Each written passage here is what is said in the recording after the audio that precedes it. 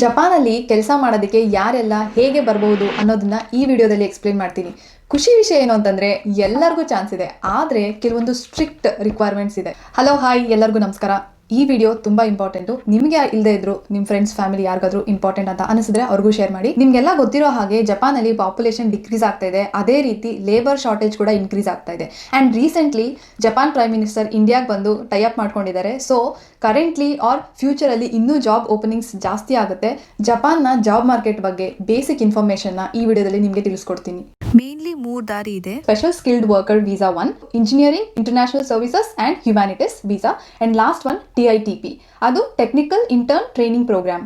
Special skill worker visa 1 ಕ್ಯಾಟಗರಿಯಲ್ಲಿ ಯಾರೆಲ್ಲ ಜಪಾನ್ಗೆ ಬರಬಹುದು ಅಂತ ಅಂದರೆ, ಯಾರ ಹತ್ರ ಡಿಗ್ರಿ ಸರ್ಟಿಫಿಕೇಟ್ ಇಲ್ವೋ ಆ್ಯಂಡ್ ಇಲ್ಲಿ ಮೆನ್ಷನ್ ಮಾಡಿರುವಂತಹ 16 ಫೀಲ್ಡಲ್ಲಿ ಯಾವುದಾದ್ರೂ ಒಂದು ಫೀಲ್ಡಲ್ಲಿ ಎಕ್ಸ್ಪೀರಿಯನ್ಸ್ ಇರಬೇಕು. ಆ ಸ್ಕಿಲ್ ಸರ್ಟಿಫಿಕೇಟು ಜಾಪನೀಸಲ್ಲೇ ಕ್ಲಿಯರ್ ಮಾಡಿರಬೇಕು.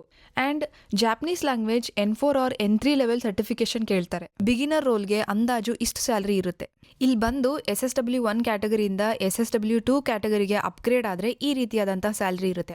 ನೆಕ್ಸ್ಟ್ ವೀಸಾ ಕ್ಯಾಟಗರಿ ಬಂದು engineer specialist in humanities and international services. ಯಾವುದೇ ರೀತಿಯಾದಂತಹ ಡಿಗ್ರಿ ಹೋಲ್ಡರ್ಸು ಈ ಕ್ಯಾಟಗರಿಯಲ್ಲಿ ಬರ್ತಾರೆ. ಈ ವೀಸಾ ಕ್ಯಾಟಗರಿಯಲ್ಲಿ ಕೆಲಸ ಮಾಡಬೇಕು ಅಂತಂದ್ರೆ Japanese language N2 level is compulsory. ಒಂದು ಪ್ಲಸ್ ಪಾಯಿಂಟ್ ಏನು ಅಂತಂದ್ರೆ, ಸ್ಕಿಲ್ಸ್ ಅಂಡ್ ಎಕ್ಸ್ಪೀರಿಯನ್ಸ್ ಇದ್ರೆ ಕೆಲವೊಂದು IT ರೋಲ್ಸ್ಗೆ N4 ಲೆವೆಲ್ ಕಲ್ತಿರ್ಬೇಕು. ಈ ವೀಸಾ ಕ್ಯಾಟಗರಿಯಲ್ಲಿ ಫ್ರೆಷರ್ಸ್ ರೋಲ್ಗೆ ಆವರೇಜ್ ಸ್ಯಾಲರಿ ರೇಂಜ್ ಇಷ್ಟಿರುತ್ತೆ. TITP ಅಂದರೆ ಜಪಾನಲ್ಲಿ ಕೆಲಸ ಮಾಡಿ ಸ್ಕಿಲ್ಸ್ ಕಲಿಯೋಕೆ ಇರುವಂತಹ ಪ್ರೋಗ್ರಾಮ್.